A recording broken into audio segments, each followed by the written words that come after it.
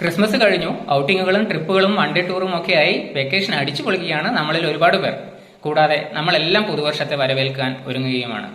ഇത്തരം ആഘോഷവേളകളിൽ ആരോഗ്യകരമായ ദിനചര്യയെ അവഗണിക്കുന്നതും കലോറി സമൃദ്ധവും അനാരോഗ്യകരവുമായ ഭക്ഷണം കഴിക്കുന്നതും ഉറക്കം ക്രമരഹിതമാകുന്നതും ഒക്കെ വിവിധ ആരോഗ്യ പ്രശ്നങ്ങൾക്ക് കാരണമാകുന്നുണ്ട്. കൂടാതെ പലരും ഈ സമയങ്ങളിൽ വ്യായാമം ഒഴിവാക്കുകയും ചെയ്യുന്നു. ഈ മാറ്റങ്ങൾ ദഹനം, രോഗപ്രതിരോധം, ഉറക്കം, മാനസികക്ഷേമം എന്നിവയെ ബാധിക്കുന്നു. ആരോഗ്യകരമായ ശീലങ്ങളുമായി ആഘോഷങ്ങൾ സന്തുലിതമാക്കുവാൻ ചില ടിപ്സാണ് ഇന്ന്. 1. ഭക്ഷണം ഒഴിവാക്കരുത്.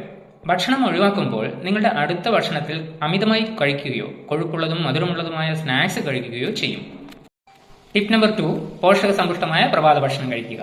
നമ്മുടെ ശരീരം ഭക്ഷണത്തിലെ പോഷകങ്ങൾ ഉപയോഗിച്ച് അതിന്റെ റിപ്പയറിംഗ് ഫംഗ്ഷൻ ചെയ്യുന്നത് രാത്രിയിൽ നാം വിശ്രമിക്കുമ്പോഴാണ്. അതുകൊണ്ട് തന്നെ രാവിലെ ആകുമ്പോഴേക്കും ഉണ്ടാകുന്ന ന്യൂട്രീഷണൽ ഗ്യാപ്പ് നികത്താൻ, ഒരു പുതിയ ദിവസത്തെ ഫുൾ എനർജിയോടുകൂടി സ്വീകരിക്കാൻ പ്രോട്ടീനും നല്ല കൊഴുപ്പും ഫൈബറും വൈറ്റമിനും മിനറലും ഒക്കെ അടങ്ങിയ പ്രഭാത ഭക്ഷണം വളരെ പ്രധാനമാണ്.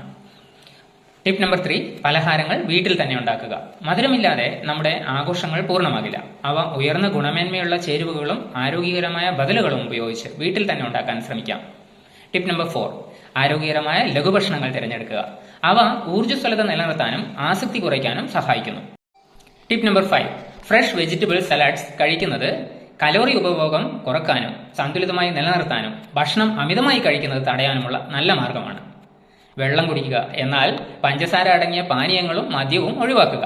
ഗ്രീൻ ടീ, തേങ്ങാവെള്ളം, ഫ്രഷ് ജ്യൂസ് തുടങ്ങിയവ നല്ല ചോയ്സ് ആണ്. Tip number 7. ഭക്ഷണവും ഉറക്കവും ക്രമീകരിക്കുക.